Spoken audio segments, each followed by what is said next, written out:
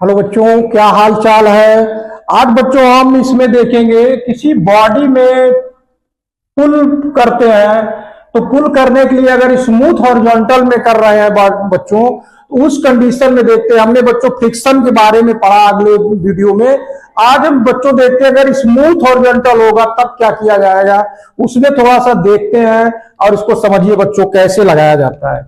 जैसे हम ये कहें बच्चों की कोई ब्लॉक है, यम मास का ब्लॉक है, ये इस ब्लॉक को बच्चों हमको पुल करना है। क्या करना बच्चों? पुल करना है। और यहां पर हम इस तरह कर देते हैं कि हॉरिजॉन्टल यहां पर रखा है और इसको हमको बच्चों यम मास का ये लिखा है, एम मास का ये दिया गया है और इसको हम पुल कर रहे हैं। क्या कर रहे हैं बच्चों? इस तरह हम यहां पर पुल कर रहे हैं। पुल का मतलब इधर फोर्स लगाकर हम इसको खींच रहे हैं। अब बच्चों यहां पर हम कंपोनेंट की जब बात करेंगे, जब कंपोनेंट की बात करेंगे, फिर से कॉन्सेप्ट देखिए बच्चों। कोई ब्लॉक यम मास का है, उसको स्मूथ हॉरिजॉन्टल यानी इसमें स्मूथली हमको खींचना है। स्मूथली हमको यहाँ पर क्या करना बच्चों? खींचना है। जो स्मूथली हम यहाँ पर खींचेंगे या फोर्स लगाएंगे तो यहां से हम अगर इसका कंपोनेंट लेंगे बच्चों तो ये थीटा है, तो ये हमारा हो जाएगा एफ कॉस थीटा। हॉरिजॉन्टल में एफ कॉस थीटा हो जाएगा और वर्टिकल में जो होगा बच्चों लिखा जाएगा एफ साइन थीटा। इतनी बात क्लियर हुई बच्चों? इतना हम बना लेंगे। इसके बाद फिर हम क्या देखते हैं, नीचे जो हमारा डाउनवर्ड में होगा बच्चों वो हमारा mg w कार्य करेगा, जिसको हम लोग mg कहते हैं। यम मास का तो mg हो जाएगा और इसका जस्ट नॉर्मल जो है, इसका नॉर्मल भी इधर कार्य करेगा, मतलब इसका जस्ट रिएक्शन नॉर्मल भी इसके साथ कार्य करेगा। इतनी बात हो गई बच्चों। अब यहां पर हम देखेंगे बच्चों स्मूथ हॉरिजॉन्टल में है तो एक्स कंपोनेंट की बात करेंगे तो लिखेंगे the force of x axis. X axis में जब बच्चों फोर्स की हम बात करेंगे तो फोर्स हमारा कितना है? F cos theta. F cos theta इतना लिख सकते हैं बच्चों। एक्स एक्सिस में कितना लिख सकते हैं? F cos theta. अब बच्चों हम न्यूटन्स की बात करें, न्यूटन्स लॉ की बात करें तो न्यूटन्स लॉ में हम क्या लिख सकते हैं? न्यूटन्स लॉ में हम लिख सकते हैं बच्चों, क्या लिख सकते हैं कि एफ कॉस थीटा को लिखा जा सकता है, F cos theta equal to लिखा जा सकता है एम इंटू ए। बच्चों इस तरह क्यों लिख रहे हैं? क्योंकि अगर हम एफ फोर्स से इस मास को खींच रहे हैं तो मान लेते हैं कि ये जो हमारा ब्लॉक है, ब्लॉक इस तरफ ए एक्सेलरेशन से आगे की ओर बढ़ना प्रारंभ कर देता है। जब आगे की ओर बढ़ना प्रारंभ करेगा बच्चों तो न्यूटन्स लॉ में हम क्या देखेंगे? F cos theta equal to M into A लिखा जाएगा। हम इसको बच्चों इक्वेशन नंबर फर्स्ट मान लेते हैं, इक्वेशन नंबर फर्स्ट मान लेते हैं। अब दूसरे की हम वर्टिकल की बात करेंगे बच्चों, तो वर्टिकल की बात करेंगे यानी वाई एक्सिस में क्या लिखेंगे बच्चों? Y axis. वाई एक्सिस में क्या होगा बच्चों? वाई एक्सिस में हमारा लिखा जाएगा F sine theta plus N इसको लिखा जाएगा प्लस एन, और ये जो वाई का निगेटिव में है कंपोनेंट तो लिखा जाएगा माइनस एम जी लिखा जाएगा। नीचे माइनस एम जी है। क्लियर हो गई बच्चों? तो इतना फोर्स यानी इस पर कार्य करेगा वाई एक्सिस पे। क्लियर हो रही बात बच्चों? अब न्यूटन्स लॉ इसमें हम लगाएंगे बच्चों, तो ये जो हमारा ब्लॉक है वाई एक्सिस पे नहीं जाएगा तो हम यहाँ पर न्यूटन्स लॉ में क्या लिख सकते हैं? जब न्यूटन्स लॉ लगाएंगे तो न्यूटन्स लॉ में क्या हो जाएगा बच्चों? इसको लिखा जा सकता है F sine theta plus N minus M G equal to zero. क्यों जीरो लिखेंगे? क्योंकि ऊपर पार्टिकल्स नहीं जा रहा है वाई एक्सिस में, तो इतना लिख सकते हैं। इसको हम मान लेते हैं बच्चों इक्वेशन नंबर 2 मान लेते हैं। अब इस इक्वेशन और इक्वेशन में कंपैरिजन कीजिए बच्चों। यहां से एफ की वैल्यू अगर हम निकाल लें, क्या करते बच्चों? एफ की वैल्यू यहां पर हम निकाल लें तो एफ की वैल्यू जब निकालेंगे तो यहां से हम प्राप्त कर सकते हैं एफ इक्वल टू प्राप्त हो जाएगा एम इंटू ए अपान हो जाएगा ये कॉस थीटा। इस एफ का मान अगर इसमें हम पुटअप कर दे बच्चों तो लिखा जाएगा यहां पर M into A upon cos theta into sine theta plus N minus M G equal to 0। इतना हो जाएगा बच्चों।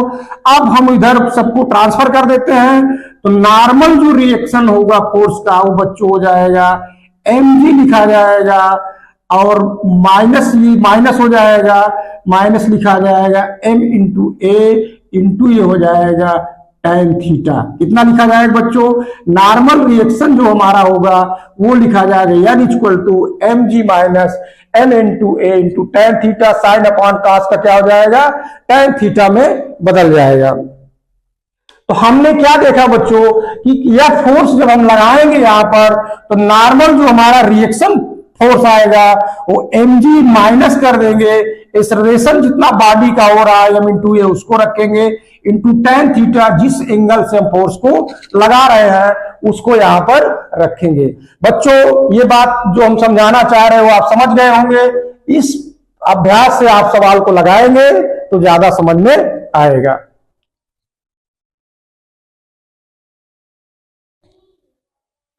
बच्चों इसमें हम देखेंगे स्लाइडिंग और रोलिंग फ्रिक्शन। हम बच्चों फ्रिक्शन में पढ़ रहे थे, स्लाइडिंग और रोलिंग फ्रिक्शन में क्या होता है। हमने देखा बच्चों कि अगर हम किसी वस्तु को जब हम खींच कर ले जाते हैं, तो जब खींचते हैं तो स्लाइडिंग कराते हैं और रोलिंग कराते हैं, तो उसमें थोड़ा सा हम कंपैरिजन समझते हैं।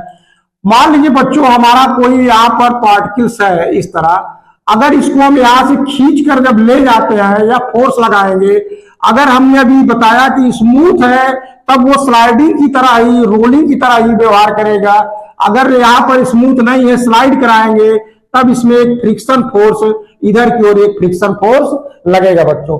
जब इधर फ्रिक्शन फोर्स लगेगा, अगर हम रोलिंग करा दें बच्चों, रोलिंग का मतलब है कि यहाँ पर हम एक पहिया इस तरह लगा दें, अगर जो रोलिंग करा देंगे बच्चों, तो जो रोलिंग होगा यहाँ पर, तब इसका फ्रिक्शन जो होगा, इसका फ्रिक्शन इसको हम डैश मान लेते हैं, एफ मान लेते हैं, तो बच्चों इसका जो फ्रिक्शन होगा वो लेस होगा, यानी ये लेस होगा, इसको हम लिख सकते हैं बच्चों F1 is less then F के।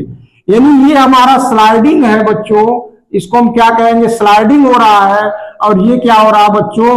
रोलिंग हो रहा है। इस तरह हम बात को समझेंगे कि अगर हम स्लाइडिंग करा रहे हैं तब फ्रिक्शन ज्यादा लग रहा है, और जो रोलिंग करा रहे हैं तो फ्रिक्शन कम लग रहा है। फ्रिक्शन क्यों कम लगता है बच्चों? क्योंकि ये जो पहिया लगा हुआ है, जो व्हील लगा हुआ है बच्चों, ये संपर्क में, जो फ्रिक्शन का संपर्क में लेस देन आ रहा है, लेस देन आ रहा है, तब फ्रिक्शन की वैल्यू कम हो जाएगी। और यहाँ पर इतना पूरा लगा है बच्चों, इसका फ्रिक्शन क्या होगा? यहाँ पर ज्यादा हो जाएगा। इस तरह हम समझेंगे बच्चों कि अगर रोलिंग हम कराएंगे तो रोलिंग का फ्रिक्शन लेस हो जाएगा देन स्लाइडिंग फ्रिक्शन। किसकी अपेक्षा? स्लाइडिंग फ्रिक्शन से हमारा कम हो जाएगा।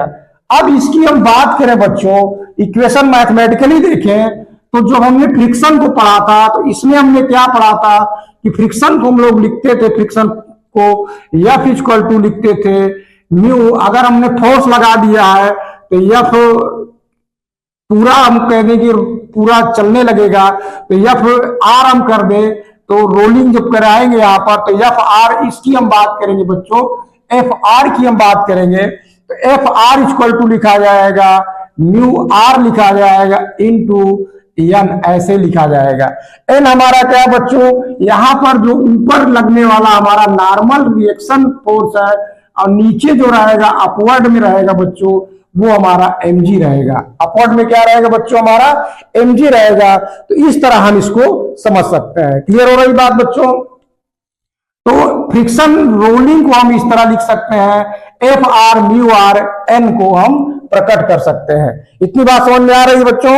अब हम बात करें बच्चों रोलिंग और इसकी हम बात करेंगे, तो हम क्या लिख सकते हैं इसमें? फ्रिक्शन प्रोपोर्शनल हम लिखेंगे। क्या लिखेंगे? फ्रिक्शन प्रोपोर्शनल हम लोग क्या पढ़े थे? फ्रिक्शन को हम लोग यहाँ पर क्या लिख सकते हैं? यहाँ पर डायरेक्ट हमने लिखा है, इसको हम लोग इस तरह पढ़े थे, यन पढ़े थे। यानी जो फ्रिक्शन यहाँ पर रोलिंग का यन के बराबर होगा। अगर इसमें ये रोलिंग लग गया है, व्हील लग गया है, तो इसका जस्ट रेसिप्रोकल होगा। फ्रिक्शन क्या होगा? इसका जस्ट रेसिप्रोकल होगा। तब हम इसको लिख सकते हैं बच्चों, एफ आर प्रोपोर्शनल 1/r इस तरह लिख सकते हैं, यानी व्हील का रेडियस का रेसिप्रोकल होगा। अब इन इक्वेशन नंबर फर्स्ट और इक्वेशन नंबर सेकंड को अगर हम कंबाइन कर दें बच्चों, दोनों को जब हम कंबाइन करेंगे तो लिखा जाएगा एफ आर प्रोपोर्शनल हो जाएगा n/r लिखा जाएगा। इतनी बात समझ में आ रही बच्चों? इस प्रोपोर्शनल को अगर हम हटाएंगे तो एक कोएफिशिएंट जोड़ेंगे, F R equal to mu R into n/r, where n is the reaction force जो दिया गया, n reaction force and r is the, हम कह सकते हैं r इज द रेडियस, हम इसको कहेंगे बच्चों radius of the wheel, radius of the wheel हम यहां पर कहेंगे बच्चों। इतनी बात समझ में आ रही है कि अगर हम किसी फ्रिक्शन की बात करेंगे बच्चों, तो रोलिंग कराएंगे तो रोलिंग, स्लाइडिंग और रोलिंग में हमने कंपैरिजन देखा, और इसकी रोलिंग की हम बात करेंगे तो F R equal to mu R L लिखेंगे। अगर उसमें व्हील हमने लगा दिया है तो n/r हो जाएगा, क्योंकि एफ आर 1/r का यानी रेडियस का रेसिप्रोकल होता है, तो रेसिप्रोकल होने में जब इकट्ठा कर लेंगे तो म्यू आर n/r हो जाएगा। अब यहां पर हम बच्चों क्या देखेंगे कि हमने यहां पर जो म्यू आर इंटू एन लिखा था, इस एन को यहां पर हम लोग जो स्टैटिक फ्रिक्शन, यहां पर हम यार ना लिख के बच्चे, हम लोग यस पढ़े या यस स्टैटिक ना पढ़ के काइनेमेटिक्स की बात करें, तो काइनेटिक्स में हमने क्या देखा था कि म्यू की जो वैल्यू थी डायमेंशन लेस थी। क्यों डायमेंशन लेस थी? क्योंकि हम म्यू के इक्वल टू लिखेंगे तो एफ के अपान एन आएगा, दोनों का हो जाएगा डायमेंशन लेस हो जाएगा। क्या लिखेंगे बच्चों? डायमेंशन लेस हो जाएगा। लेकिन यहां पर क्या देख रहे हैं बच्चों, ये जो एन है, यहां पर हम म्यू आर अगर निकालेंगे बच्चों तो प्राप्त हो जाएगा एफ इंटू आर, यानी एफ आर ये रेडियस हो जाएगा अपान एन हो जाएगा। यहां पर डायमेंशन लेस नहीं होगा, तो यहां पर डायमेंशन लेस नहीं है, इस चीज को हम जरूर ध्यान रखेंगे।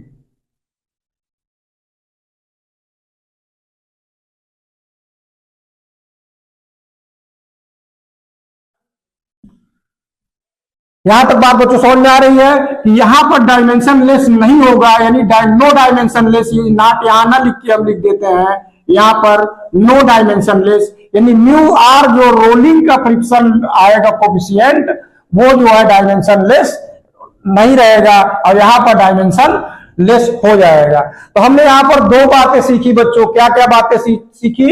स्लाइडिंग और रोलिंग में जो फ्रिक्शन होगा, रोलिंग का लेस होगा। अगर इसका हम पूरा मैथमेटिकली हल करेंगे तो जो फ्रिक्शन, जो कोफिशिएंट ऑफ इसका आएगा फ्रिक्शन का, वो जो है डायमेंशन लेस नहीं होगा। हमने यहां पर दो बातें सीखी बच्चों।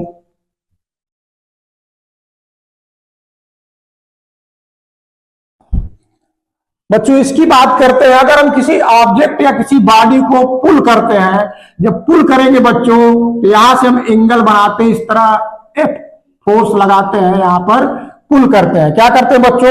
यहां पर हम पुल करते हैं। जब पुल करेंगे तो यहां पर हम इसका हॉरिजॉन्टल जब बनाएंगे, इसमें थीटा एंगल पर है तो लिखा जाएगा एफ कॉस थीटा, और इसी तरह वर्टिकल में क्या हो जाएगा बच्चों? लिखा जाएगा एफ साइन थीटा, और नीचे डाउनवर्ड में क्या हो जाएगा? लिखा जाएगा बच्चों एम जी। अब जब इसको हम यहां पर पुलिंग करेंगे बच्चों, तो जो इधर की ओर हमारा लगेगा उसको हम कहेंगे फ्रिक्शन, तो यहां पर फ्रिक्शन हमारा लगेगा, इस दिशा में हमारा फ्रिक्शन कार्य करेगा।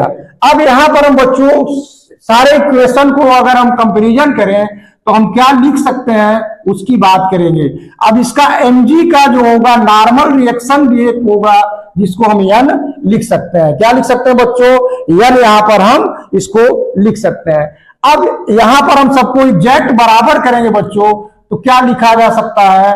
लिखा जा सकता है F sine theta plus n equal to mg, यानी इतना यहां पर लिखा जा सकता है, यानी mg को इतना लिखा जा सकता है। अगर यहां से हम नॉर्मल रिएक्शन फोर्स को निकाल लें तो बच्चों हो जाएगा mg minus F sine theta, ये हमारा नॉर्मल रिएक्शन फोर्स इतना हो जाएगा। इतनी बात क्लियर हुई बच्चों?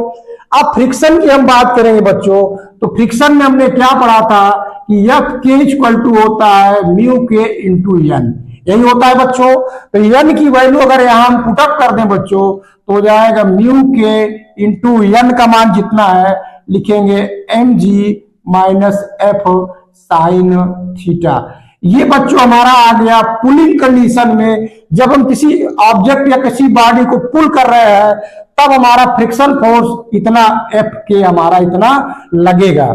अब यहां पर हम इस एफ के निकाल के क्या समझना चाहेंगे बच्चों कि एफ के का जो मान आया है यहां पर इसको हम ध्यान रखेंगे कि एफ के का जो मान आया है हमने पुलिंग किया है। अब बच्चों में आप पुश करके देखें कि किसमें फ्रिक्शन ज्यादा होता है किसमें फ्रिक्शन कम होता है, उसकी बात अब हम करेंगे।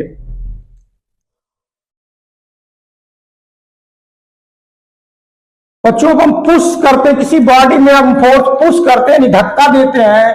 जब पुश करेंगे उस कंडीशन में देखो बच्चों क्या होगा, जब हम किसी बॉडी में या फोर्स किसी एंगल थीटा से लगा रहे हैं तो जो हमारा फ्रिक्शन होगा बच्चों इसका जस्ट यहां पर इस दिशा में अपोजिट लगेगा।